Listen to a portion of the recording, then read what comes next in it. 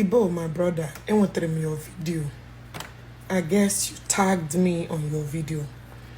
I heard what you said, but I'm not insulting Seaman Global. I'm not. I'm just saying exactly what J-Pack told me. I never insulted him. Even many more lists are yet to come.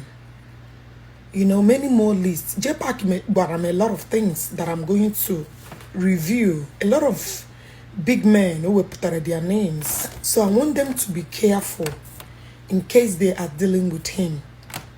You know, Skibo, I am sorry because J-Pack mentioned your name and mentioned couples of people's name too. Because mention my the movie guy who nane part one. I got me jiwayo. But sorry, Abehome me Seaman Global the bad.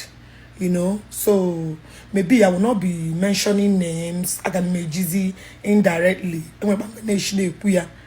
So Yauru I was not there. Yauru on a daddy hotel. Skibo, I don't know. So how did I know that the man in our own for on a guy hotel? I didn't know. Here Koro. Some people like, okay, why are you saying it? Why are you doing this? Why is no. J-Pack, all I'm saying is for people to be careful when dealing with this kind of a man. He talks too much. A lot of things. A bit, but a lot of people have been calling me people that matters. I'm not the Mahaji number that they follow my page. It's not like I'm disrespecting anybody.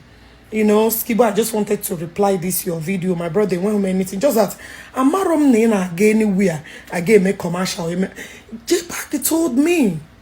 But sorry, I will not mention him again. But him Puruiha Guaramo, honestly speaking. And the many mom gapo, many mom gebupute. I saw J-Pack and all these rich people on a tirimbu. Oh, yeah, one album. But Skiba no go me, no problem, my brother. I will not mention his name again. I want many things about him. Many things but I don't want to forge ahead anymore because of the way you made video. I'm not gonna mention him again. But trust me, Uno gotta be very careful about that guy and J-Pack, you know. He's not meant to be very close to you. Be very careful with him. Some people like, okay, here I hope I can begin ahead and no, Mona just for mutual friends, social media associates or whatever. He's never my friend. How can somebody got Batani Megi in a second or give him no life here 50 years back? What